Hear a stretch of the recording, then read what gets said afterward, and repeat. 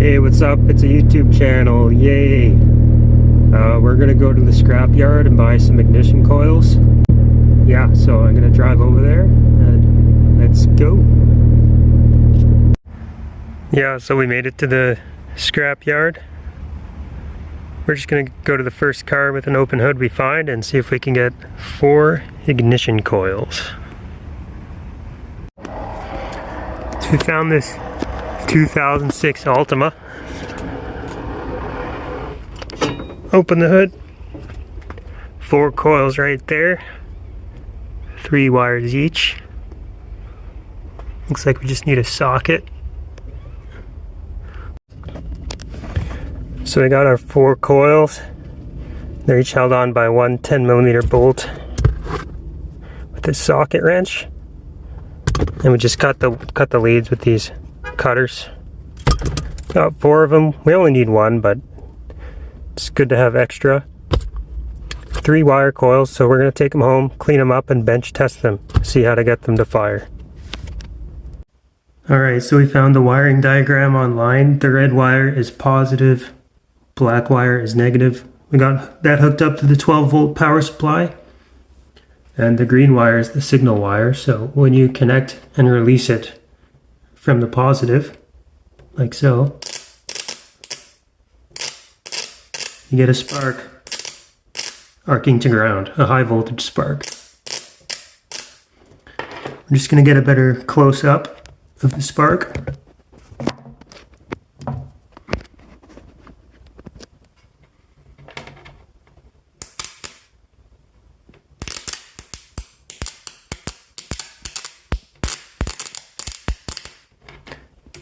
And I've put the wiring diagram right here. So got your 12 volts positive. That's the red wire. You've got the ground, just going to the other end of the battery. And when you open and close this switch, you're connecting the signal wire to positive. And when you release it, it creates high voltage out at the output here that makes an arc going to ground. So we bench tested all of the coils, we cleaned them all up, hooked them all up in parallel, and as you can see they're all functional, which is good.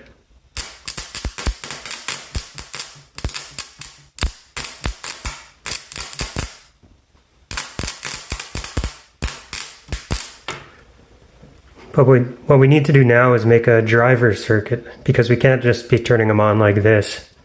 We need to create a functional PWM waveform. So we're going to use 555 timer. And yeah, we're just going to go to that part now. So this is the actual 555 timer itself. It was only like 30 cents. Came in the mail. It's on the breadboard. We have the 12-volt supply hooked up. And this little LED is just showing that there's power. This orange line is going to be the output of the timer. We have our positive and negative connections to the chip. And we've jumped 2 of the pins together. And this is based on this diagram that comes from the data sheet. And if we connect it like this, we'll be able to control the PWM waveform based on the values of these 2 resistors and this capacitor. This capacitor is optional, so we may or may not add one here. And this pin is, we're not going to use this pin. These formulas came in the data sheet. So using the value of the capacitance and the 2 resistances, you can determine your on time, your off time, your period, and therefore your frequency as well. And we're going to do this based on the capacitor that we have at hand, which is kind of hard to see, but it's a 3 microfarad capacitor. And so we're going to be selecting how much on time and off time we want for this ignition coil driver. So we'll do that. We'll do some math here on the next slide.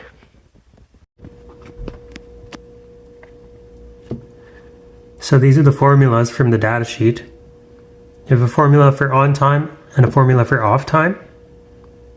Now we want the output, we want to drive the ignition coil at about a 10% on time duty cycle to keep the primary winding cool, so it has lots of time of off time to cool down. But with these formulas, the on time is always greater than the off time because the only difference is these two brackets in which the on time is always higher. So what we're going to do is we're going to design the timing circuit with a 90% on time instead and a 10% off time. And then we'll hook up the output to an inverter to drive the coil at a 10% on time. So with that in mind, we can do our formulas to find the values of the resistors that we need. So in order to figure out our resistors, we're going to start from our desired output waveform and work our way backwards. So this is the waveform that's going to be driving the coil itself. We're giving it an on time of 2.5 milliseconds. That's like a typical dwell time to charge up the primary of the coil. And based on the fact we want a 10% duty cycle, that gives us an off time of 22.5 milliseconds, resulting in a total driver frequency of 40 Hz with a period length of 25 milliseconds.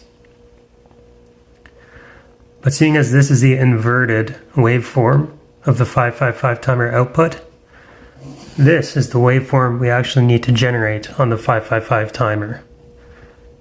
It's the same, just inverted. So the on time of the 555 will be 22.5 milliseconds, and the off time will be 2.5 milliseconds.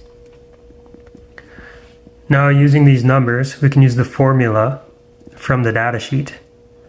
Off time is equal to the constant times RB times C. We know the off time we want, and we know our capacitance there, 3 microfarads. We can solve for RB as 1.2 kilo ohms, approximately. Now we can use this to figure out RA. So the formula for on time is our constant times the sum of our resistors times the capacitance. We substitute the capacitance in there and the on time that we want in there. And we get RA plus RB is equal to 10.8 kilo ohms. So if you just take 10.8 kilo ohms and subtract RB, you get RA is equal to 9.6 kilo ohms. So now we can build this circuit using these two resistors and this capacitor. And we'll see how close we actually get to our desired output. So we decided that our desired RA would be 9.6 kilo ohms, but I don't actually have a 9.6 kilo ohm resistor. So I'm going to use this parallel combination of a 10 kilo ohm in parallel with a 330 kilo ohm resistor. You take the product divided by the sum, you get the calculated equivalent resistance of 9.7 kilo ohms. We put them together and measured it. The resistance between here and here is actually 9.66 kilo ohms. So that's pretty close, should be good enough for our circuit. For RB, we wanted 1.2 kilo ohms.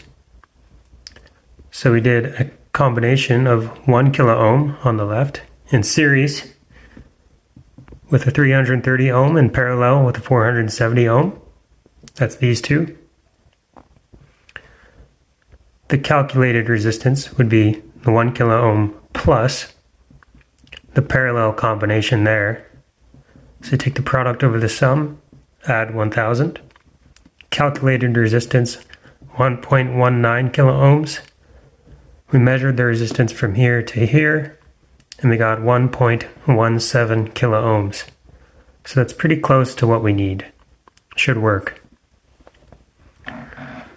Now using our measured values and our measured capacitor value, which is a bit low, 2.6 microfarads, we used the formulas and recalculated the on time, off time, period, and frequency.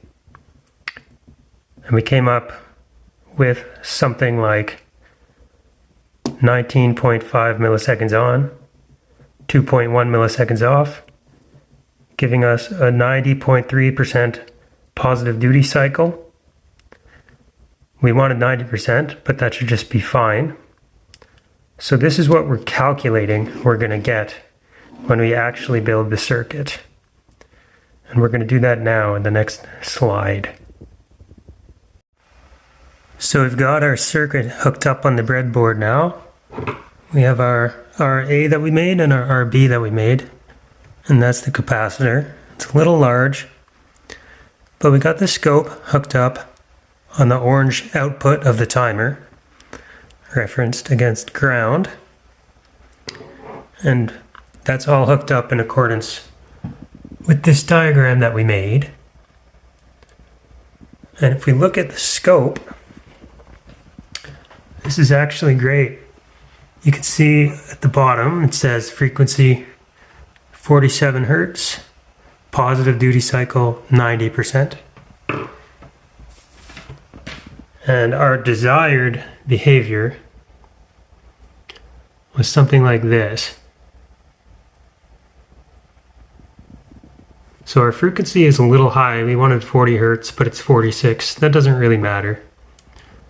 But we were looking for a 9-to-1 ratio of on to off time for our timer. That was the main thing.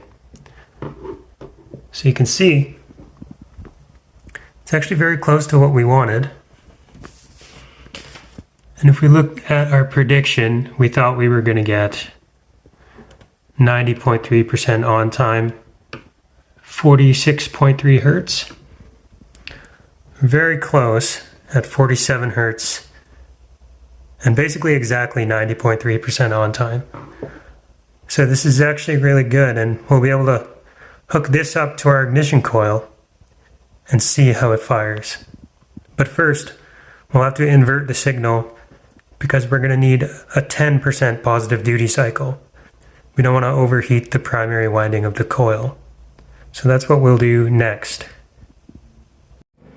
Alright, so we got it figured out. We have our inverted waveform here, 10% positive duty cycle. That's all thanks to this PNP transistor hooked up to the output of the 555 timer. This is based on this. So this is the output of the 555 timer, as we said before, 90% on, 10% off. That signal goes here through a resistor to limit the current to protect the components. So when this signal is high, right here we will have a high voltage on the base. You won't have an emitter to base current flow, so the transistor will be off. Because the transistor is off, this pull down resistor will be holding the output, which is the coil input, at 0 volts. When the signal is low, you have a low signal here, which allows current from the emitter through to the base, which attaches this 12 volt right to the collector, and your output is high. And that's this waveform here. And this is the NOT gate that symbolizes the inverter. So our output is 10% on, 90% off, as we can see. And so when I flip this switch, we'll see that the coil drives.